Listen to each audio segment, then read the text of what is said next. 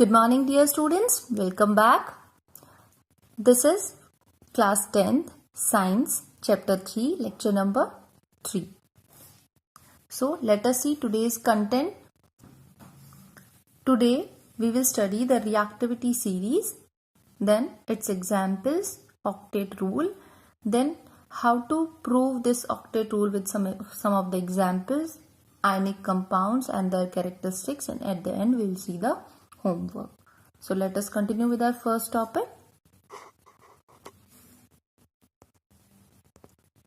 So the first topic is reactivity series of metals.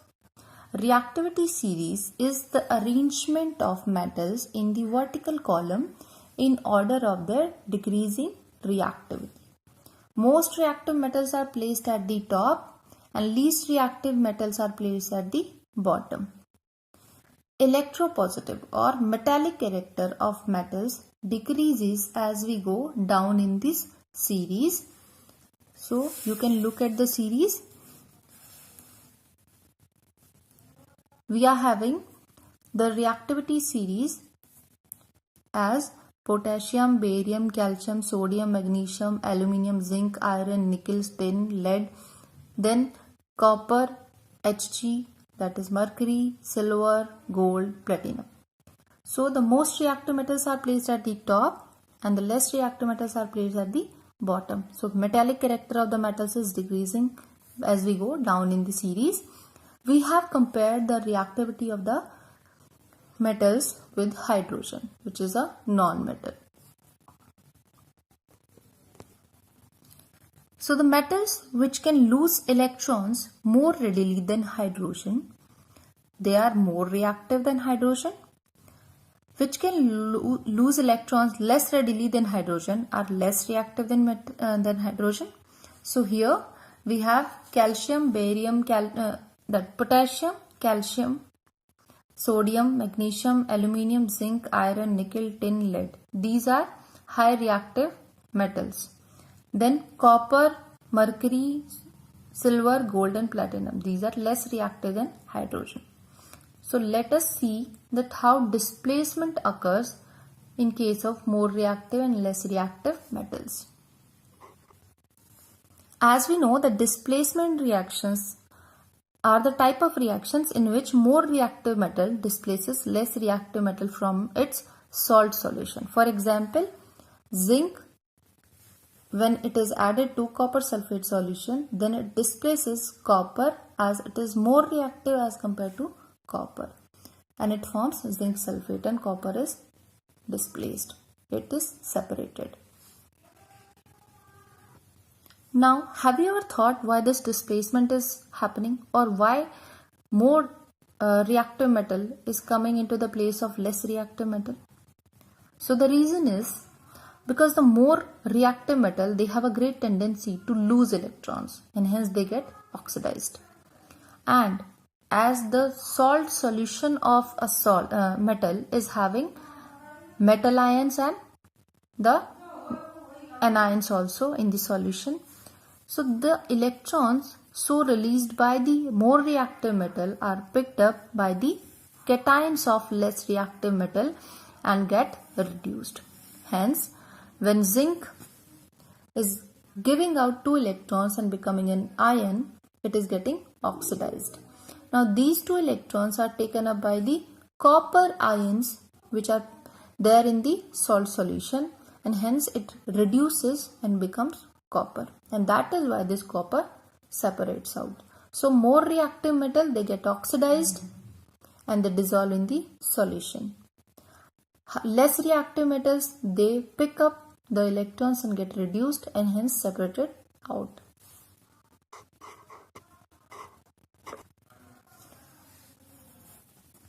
More reactive metals displaces less reactive metals from their oxides also on heating, because more reactive metals show great affinity for oxygen and hence they get oxidized to their oxides. The less reactive metal ions will get reduced to metal. For example, when copper oxide is reacting with magnesium, Then as magnesium is more reactive and it is having a great tendency towards this oxygen, so it will get oxidized into MgO. And this copper oxide, here this copper is attached with magnesium now, and this copper will be separated out.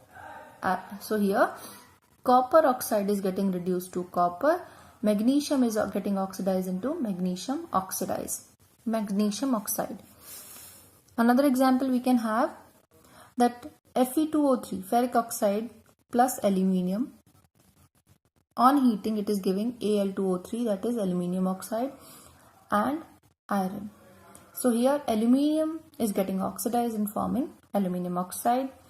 Ferric oxide is getting reduced and into ferrous or iron. So this way we can say that more reactive metals, they act as a reducing agent.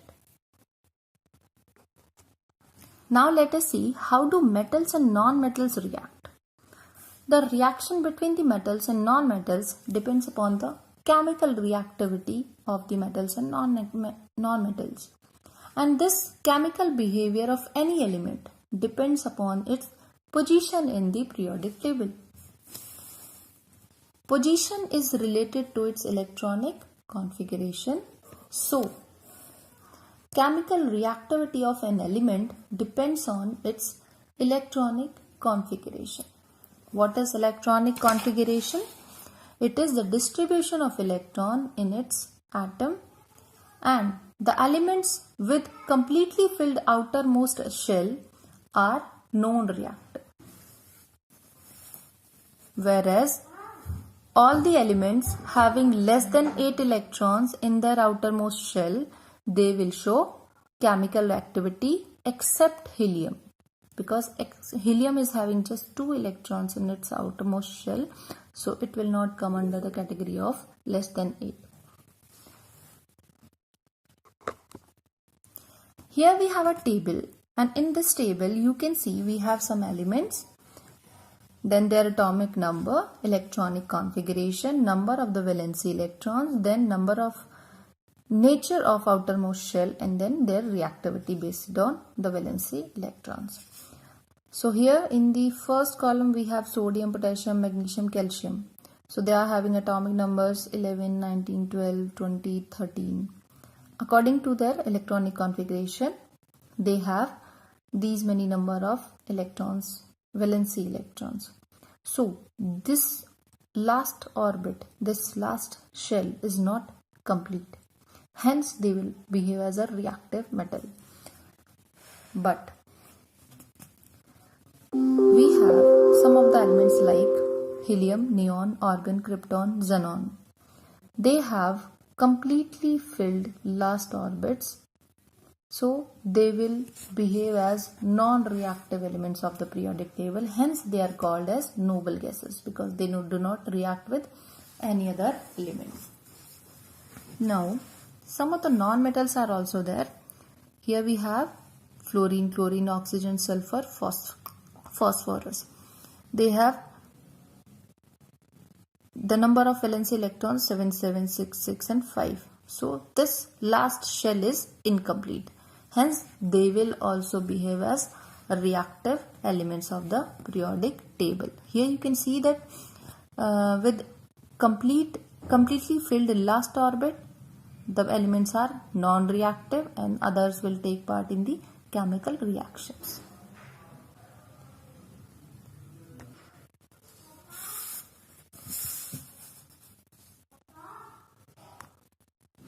This rule is known as octet rule. That atoms of all the elements, they tend to gain stability by acquiring an electronic configuration of the nearest noble gas element. Now let us see some of the examples. We said exception of hydrogen, because hydrogen either loses its one electron or gains one electron to attain stability. So the nearest stability element is helium for hydrogen. So it will try to gain either helium configuration or it will lose its one electron. When it loses its electron, it becomes proton, and when it gains one electron, it becomes H negative ion. For another example, we can take sodium and chlorine. So sodium is having atomic number 11. So the electronic configuration will become 2, 8 and 1. So 1 is the valency electron. Whereas chlorine is having atomic number 17 and its electronic configuration will be 2, 8, 7. So 7 is the valency electron. Now what will happen? Sodium will lose this electron to gain the stability. How? Because when it is losing the electron, its octets are complete and it gains neon configuration. Neon is a noble gas. And chlorine, it gains this electron and it becomes Cl negative ion. Its octet is complete now. It has gained argon configuration. Argon is a noble gas. So they have attained noble gas configuration now to become stable.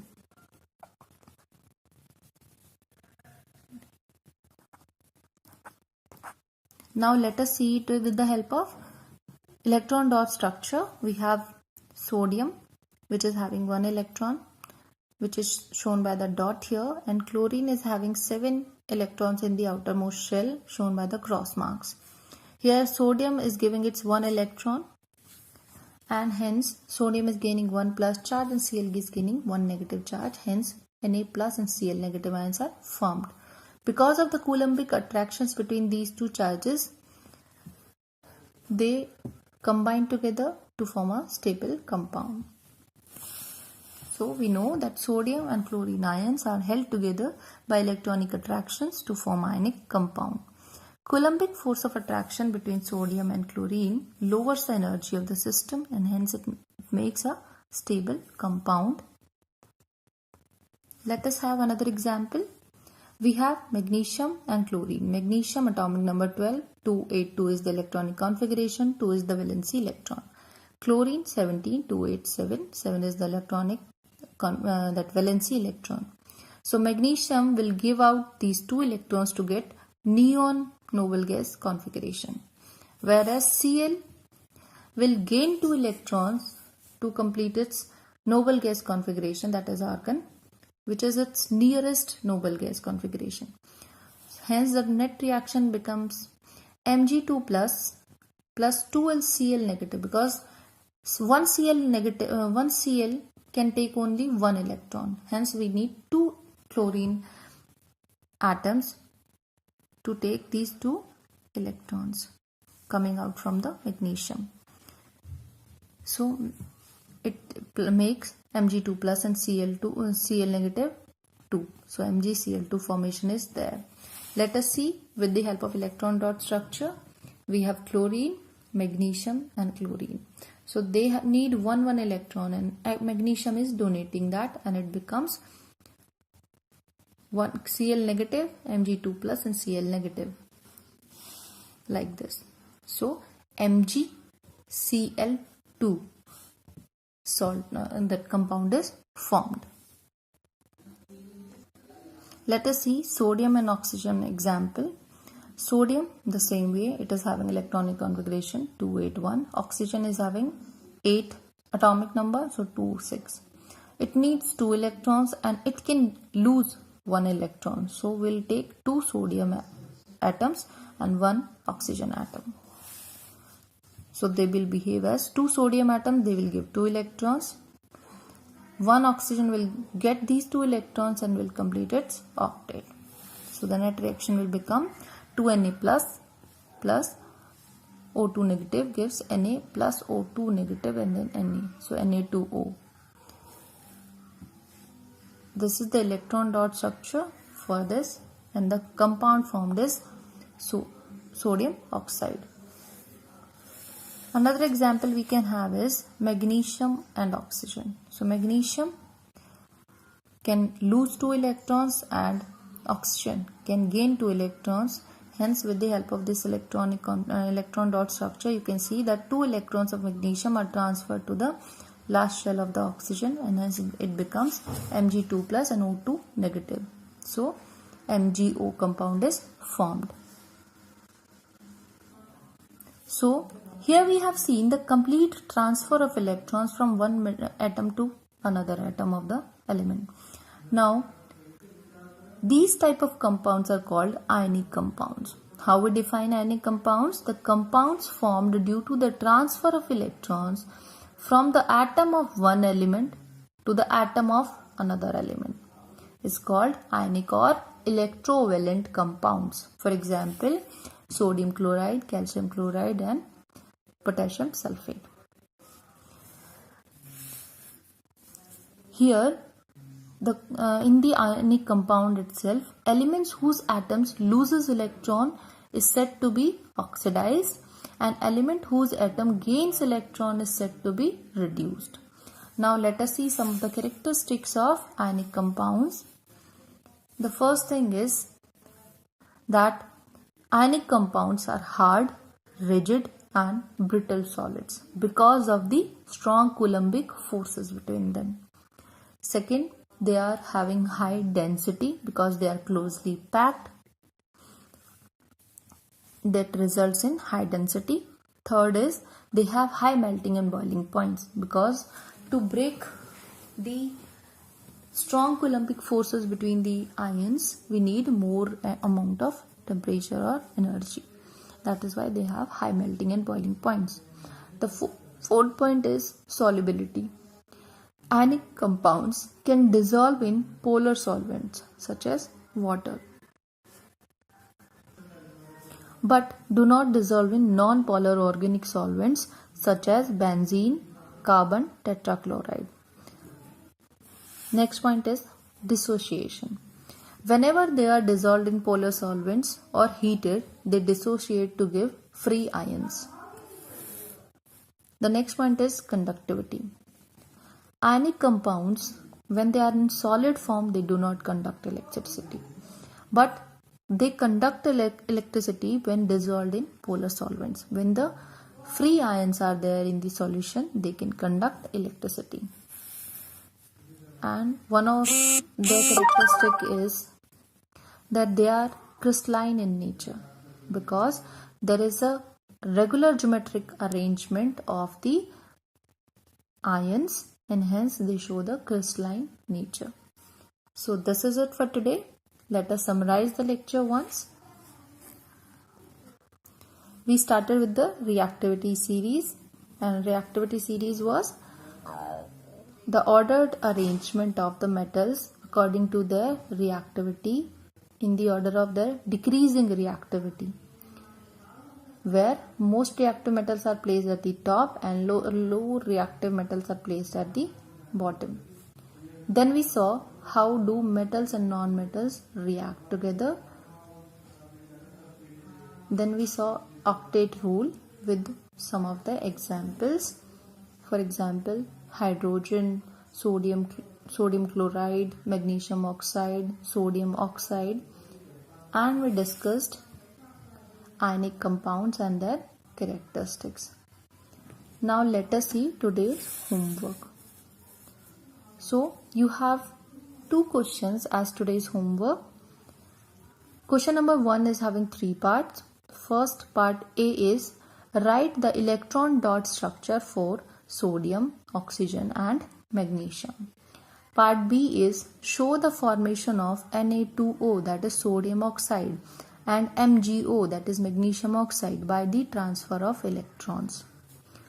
C part is what are the ions present in these compounds.